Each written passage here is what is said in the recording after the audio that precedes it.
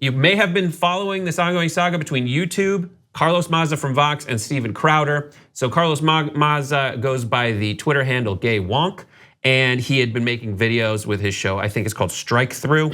And essentially, Steven Crowder has just gone after him online, and so Maza put together a highlight reel of all the things that Crowder has said about him. Take a look at him. Before we get to the video, with our favorite lispy sprite from Vox, it's ridiculous. It's bonkers. You're being given a free pass as a crappy writer because you're gay. That center line on his little queer graph there. What is well, that now line? the graph is queer? Violence, filth. Okay, so the little queer can eat his chips all nonchalantly. It's code for rape, Mr. Queer eating chips on the Vox channel.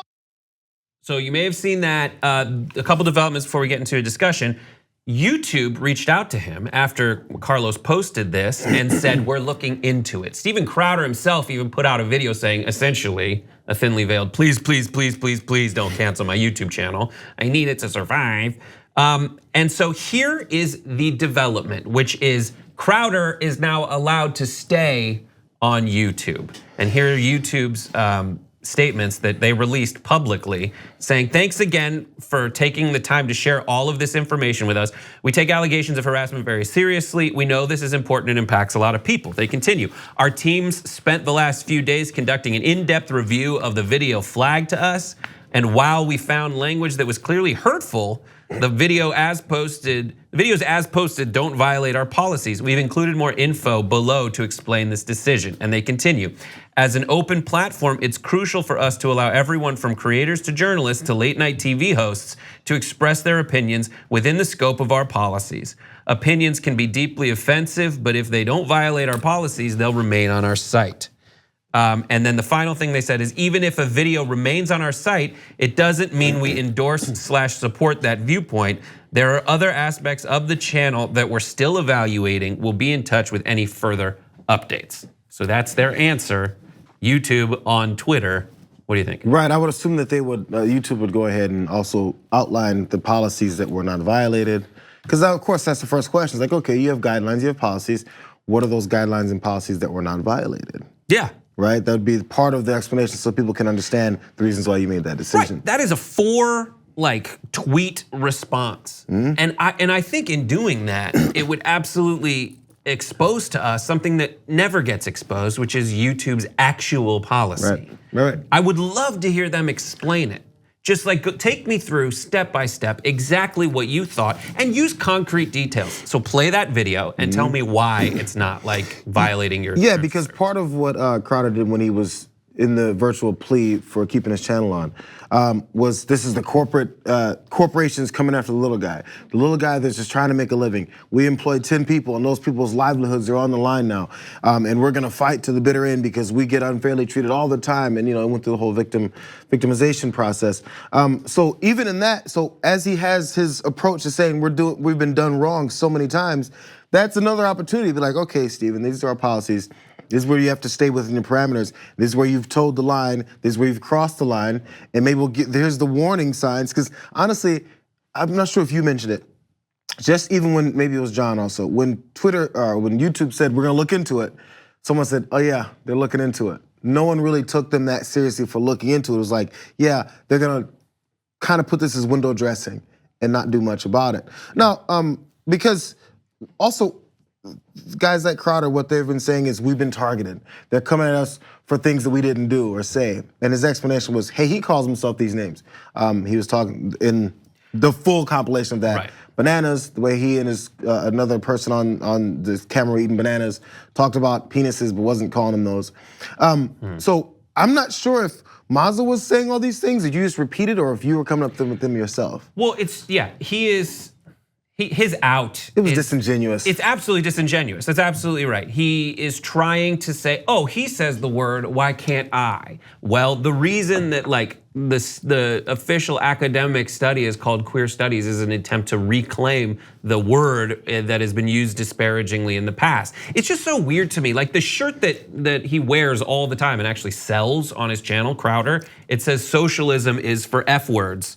And it has Che Guevara with his hand out in in that anyways, the primary reason for him selling that is to go after people based on who they are. And so here's something that Nick Stat wrote on The Verge. He said that Maza also pointed out the hypocrisy of YouTube celebrating LGBT Pride Month by changing its Twitter avatar photos to ones referencing the rainbow flag and promoting a YouTube-financed original documentary called State of Pride. And then Maza turns around and says, I don't know what else the LGBT people are supposed to do. I compiled the clips for them. I sent them everything, publicly begged them to pay attention. It's never enough because YouTube does not give an F about protecting marginalized people, and it never has. So what is YouTube saying when they put a pride flag on their logo? And Google does it too.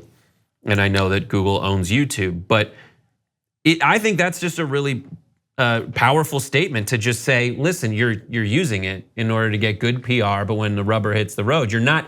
And he even called out, you're not just ignoring me, and I don't care about Crowder. I care about YouTube, which is this giant platform, ignoring their own terms of service. They'll reference you back to the part of their statement that said, even if a video remains on our site, it doesn't mean we endorse, support that viewpoint. That's why they threw that in, because they let you know, hey, we actually think this guy is garbage, but we can't take it down just because we disagree with them. Now, by the way, that's a principal policy. Sure, the site isn't based off of people that only have like-minded views, and that's not what anybody wants.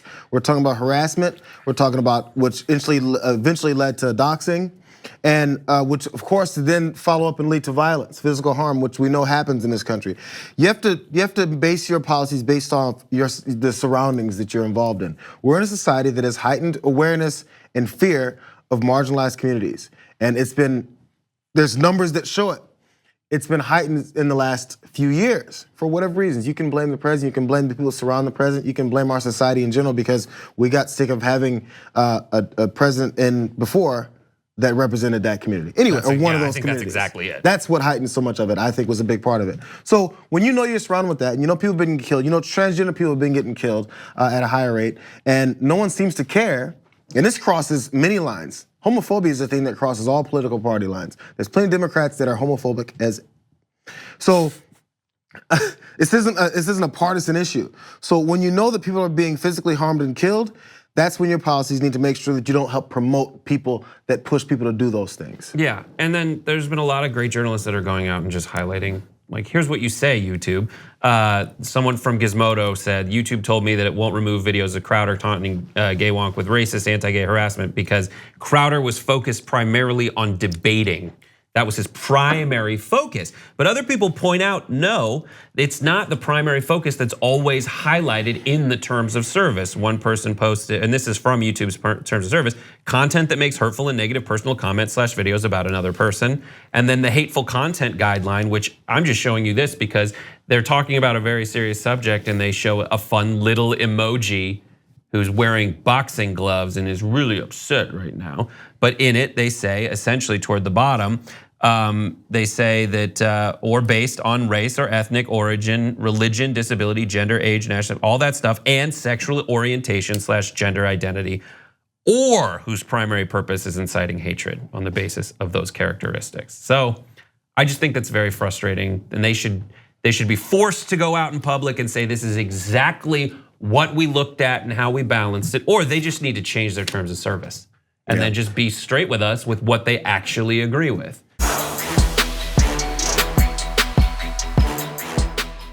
For more political news breakdowns, interviews, stories of activism, and me trying my hardest to care about the occasional big celebrity news story, subscribe to our YouTube channel at youtube.com/thedamagereport.